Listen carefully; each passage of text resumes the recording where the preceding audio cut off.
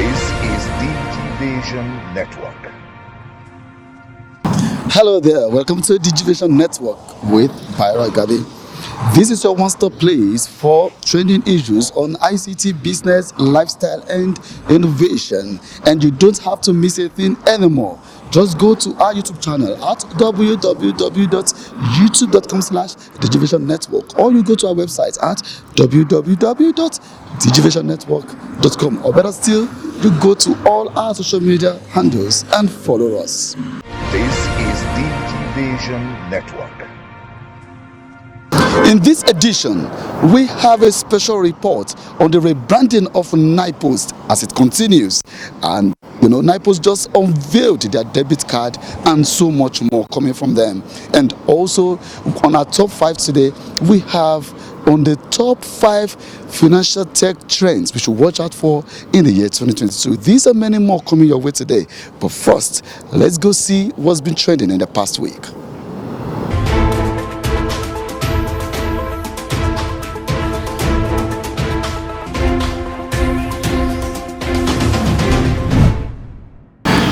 The COVID-19 pandemic turbocharged digital adoption for 89% of UK banks by 5 years, according to research conducted by UK-based analytics software provider SAS.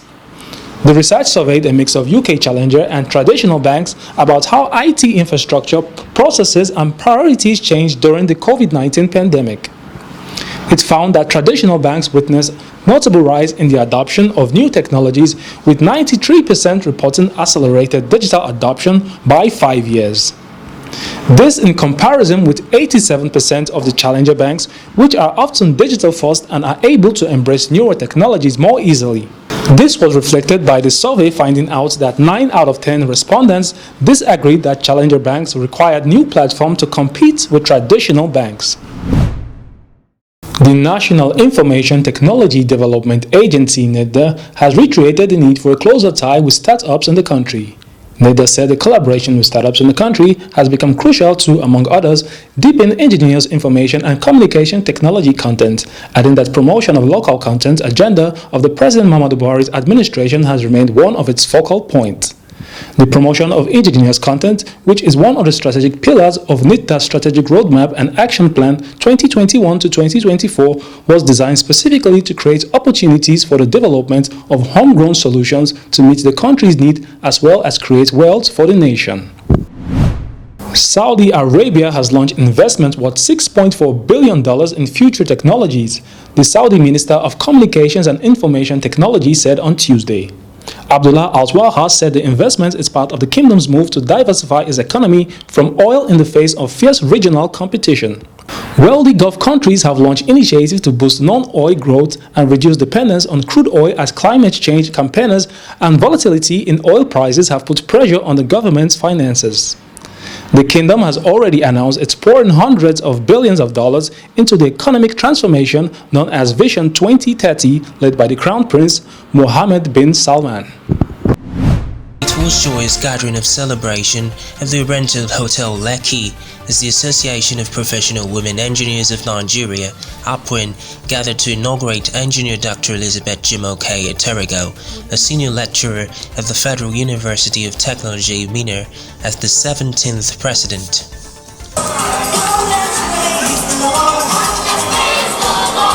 The groundbreaking event was graced by His Excellency, the Executive Governor of Lagos State, Mr. Babajide Sanwo-Olu, heavily represented by Engineer Aramide Adaoyoye, the former Governor of Ondo State, Olusegun Mimiko, the President of the Nigerian Society of Engineers, Engineer Tasiu Wadil, current President, Engineer Ali Alimasuya Rabiu, amongst many other dignitaries.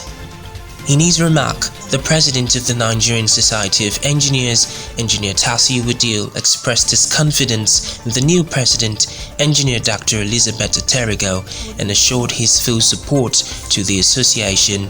Ladies and gentlemen, with the track record of Engineer Eterigo as an erudite scholar who has proven her work in the academia and her area of professional specialization as a chemical engineer, I have no doubt at all that under her leadership, APWEN will continue to perform excellently on all fronts.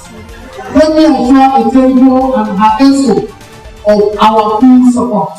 Current President, Engineer Ali Rabiu, also ensured APWEN its full collaboration and support. The brand new president of APWEN has laid out a number of programs and activities, very ambitious. APWEN, on its part, will continue to support and collaborate with APWEN. Chairman and non-executive director Access Bank, who was the keynote speaker, challenged all engineers in the country to become proactive by rising up to the task to see the National Development Plan realized. The National Development Plan was formulated against the backdrop of several subsisting development challenges. We talk about it, but it's time to do something, you and I. Across the board, we have a responsibility. We sing our national anthem, we take the pledge, but we forget it after singing. And we forget the pledge that is a responsibility for Nigeria. APWEN, please take the lead. The former governor of Ondo State, Olusegun Mimiko, expressed his sincere appreciation to all women engineers and encouraged them to keep their heads high. I am passionately believing that if we want to drive development, we must start again. So when women are doing things like this, I feel excited that the future for Nigeria, the development, the leapfrog that we decide to go for women. The high point of the event was the swearing-in of the new president and the ceremonial transfer of symbol of authority from the immediate past president. Do you promise to conduct yourself always? Yes, I do.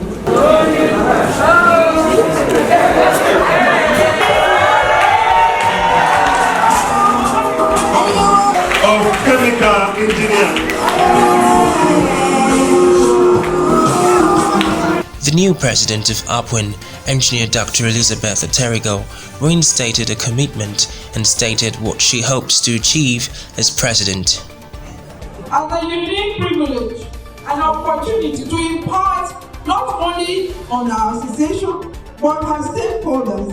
The strategies to have is me seeing these 2 years. I have 2 years to spend. It's me seeing these 2 years as a project, and for every project there's a time you start and it's time you finish. Other high point of the event was the presentation of awards.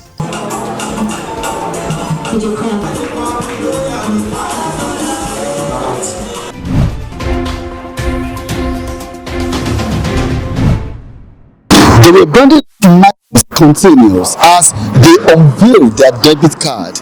And apart from that, NIPOS is now going into banking, into properties and logistics. You will learn more from this special report.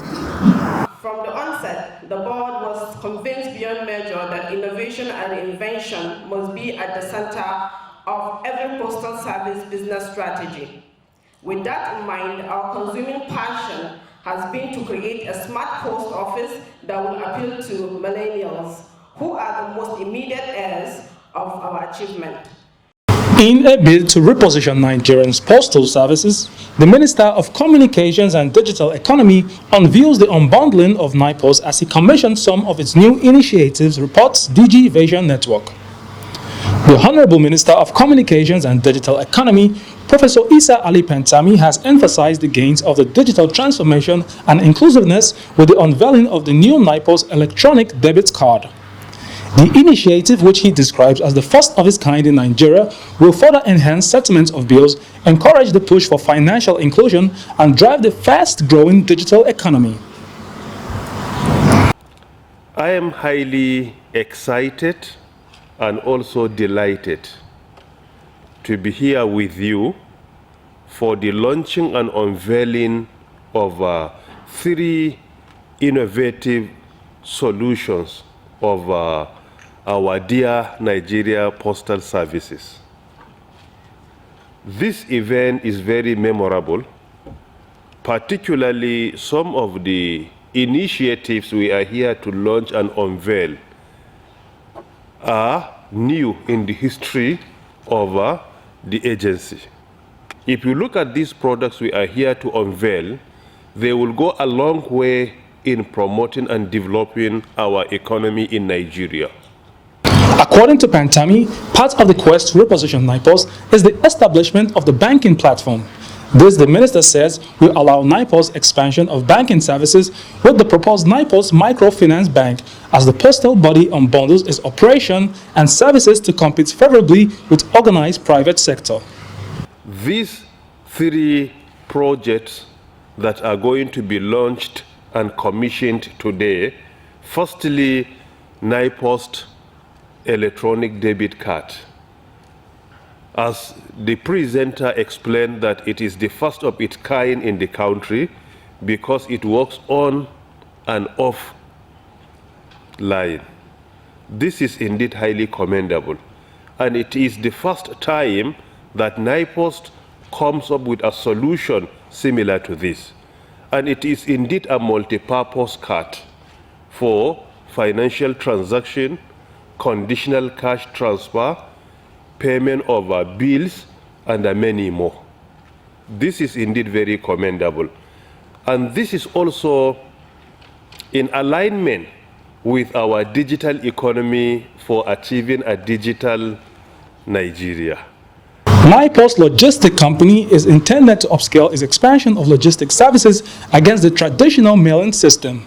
To this end, NIPOS has acquired Forestar's 27 trucks to expand its e-commerce services to contribute to the gains of the digital economy sector as championed by the President, Muhammadu Buhari. Speaking to Digivation Network, the Postmaster General of Nigeria says the unveiling of the NIPOS e-debit card, the agency's banking platform, and the new logistics vehicle are quite significant to Nigeria and the NIPOS family. 2 subsidiary companies have been created out of the Nigerian Postal Service, namely the NIPOS Property and Workshop Limited and the Transport and Logistics Limited.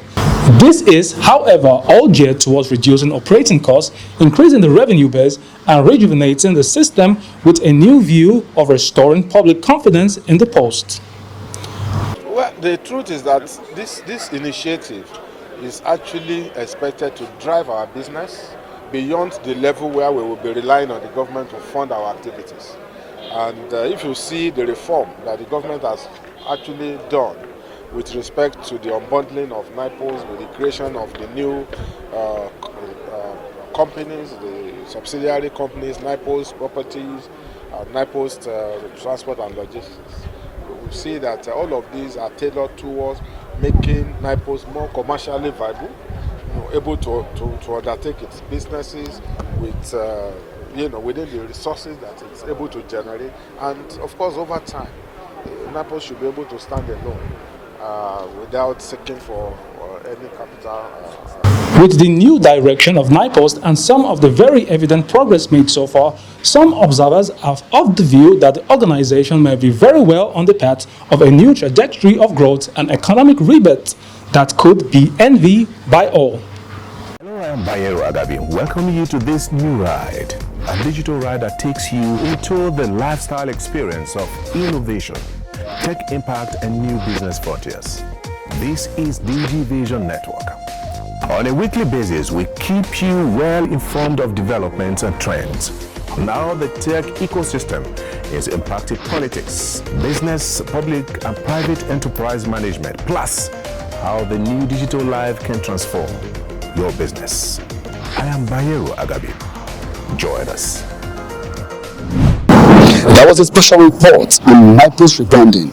Now they don't have any excuse again. NIPOS is now beginning to think like a 21st century organization. That's a good one for them, and I hope it's beneficial to all in the country.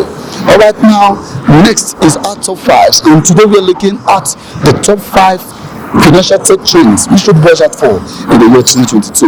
Enjoy it.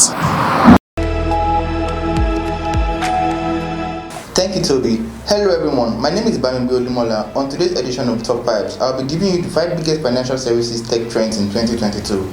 At number 5, we have mobile banking. There are over 6 billion mobile phones in the world today, with 66% of the world's 1.7 billion unbanked inhabitants owning one. As a result, these gadgets are prime target for banks and other financial institutions eager to put their services in the hands of their clients. As many of us have abandoned the habit of carrying plastic in our wallets in favor of mobile payment systems, we will increasingly make purchases using our mobile phone, both online and offline. This is simply another example of how our society is becoming increasingly digital and connected. And for the vast majority of us, our phones serve as the primary interface between the digital and physical worlds. At number 4, we have cloud banking. When COVID struck, banks and financial services companies were already shifting in droves to the cloud, but the epidemic accelerated cloud adoption. This was owing to the advantages it provided in scalability, security, resilience at the time when customers were rapidly demanding digital services. Cloud technology makes launching initiatives based on the breakthrough technologies included in the list, such as mobile banking, blockchain, artificial intelligence, much easier and less expensive. Because many of the main cloud providers have implemented rigorous rules on sustainability, decarbonization, cloud services are increasingly considered as a solution for financial sector organizations to achieve their environmental, social, and governance goals. At number 3, we have machine learning and artificial intelligence. The financial services industry was one of the most enthusiastic early adopters of AI, with a well-established position in the automation of repetitive procedures, risk assessment, and fraud detection. Almost half of us changed our banking habit as a result of COVID-19 during the pandemic. This means that by 2022, there will be more use cases centered on recognizing, responding to changing customers' behavior. Our algorithm will grow increasingly effective at detecting bias in the processes, ensuring that all sectors of the population have equal access to loan, business, and financial options. At number 2, we have blockchains. Blockchains are essentially databases with a few unique characteristics. For starters, they are distributed, meaning they are stored on multiple computers with no single person in charge.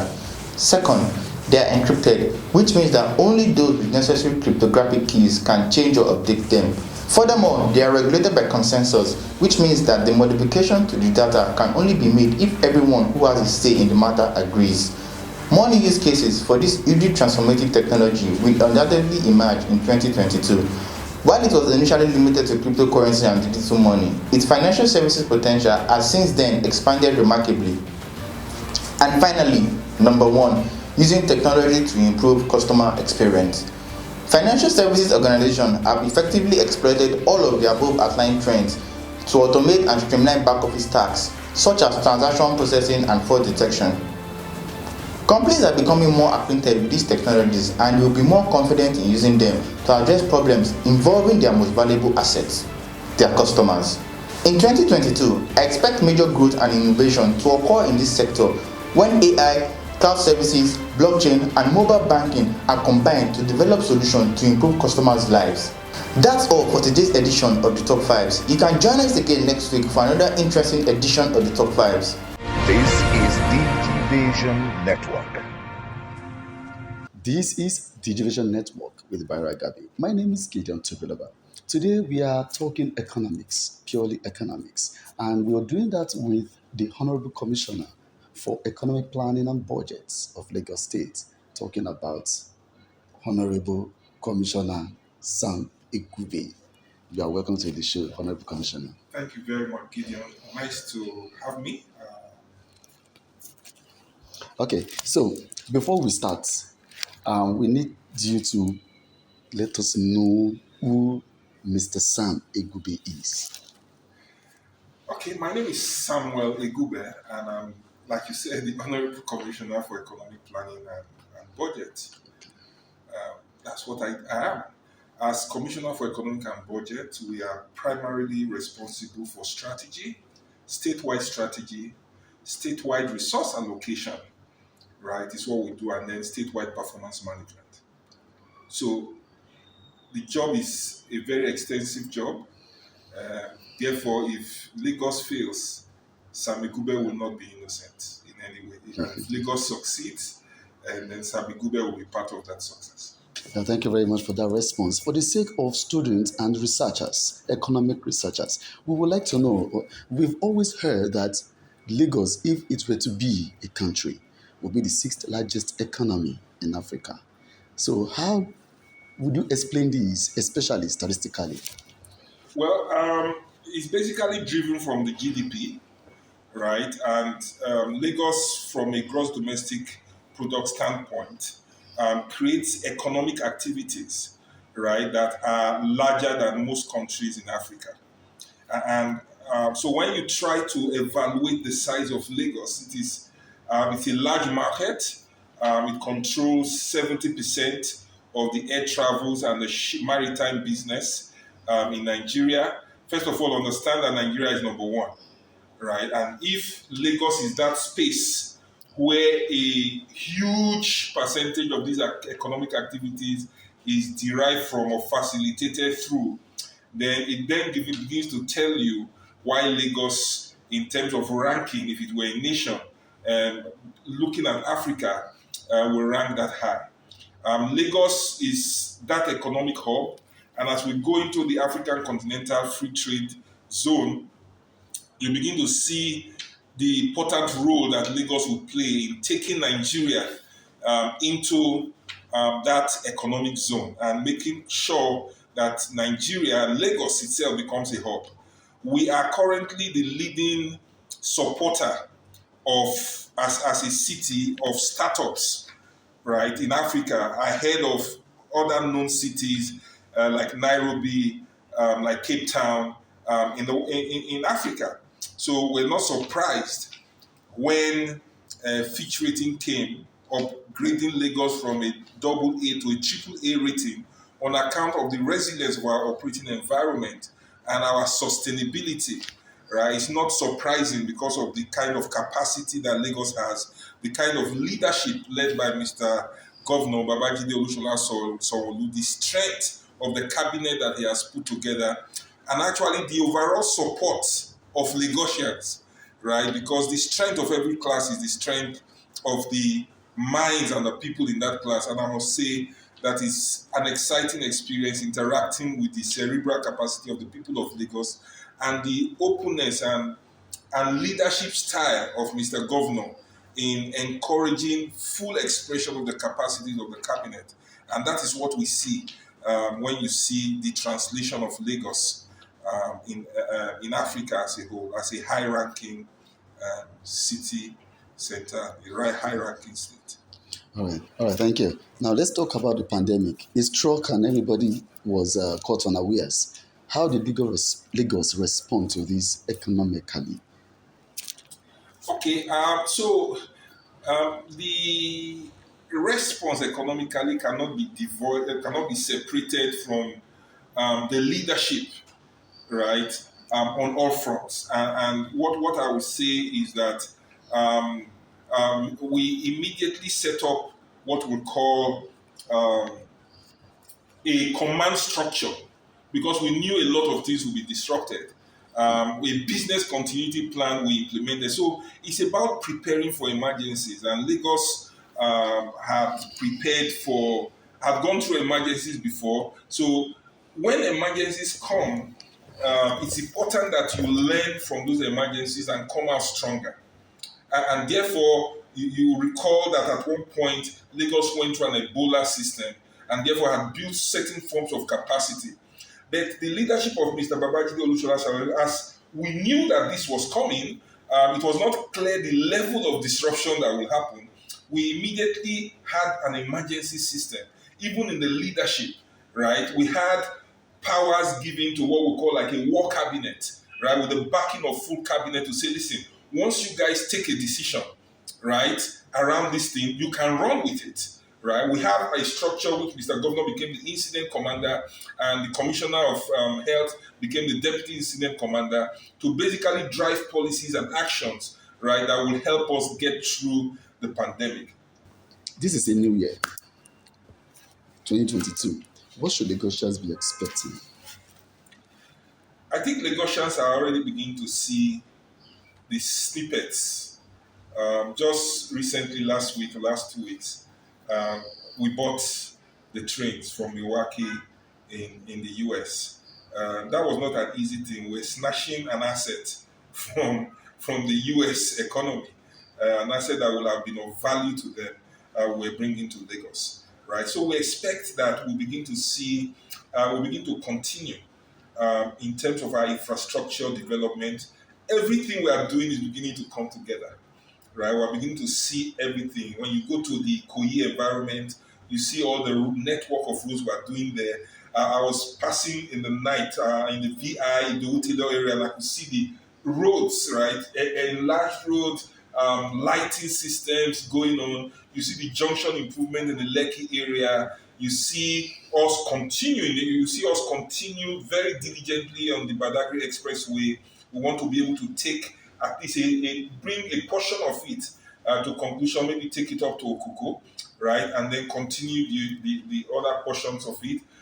You will see our technology infrastructure would have advanced very significantly this year because they are ahead of target. They are probably about 2,100 or 2,300 kilometers of fiber duct laying right now.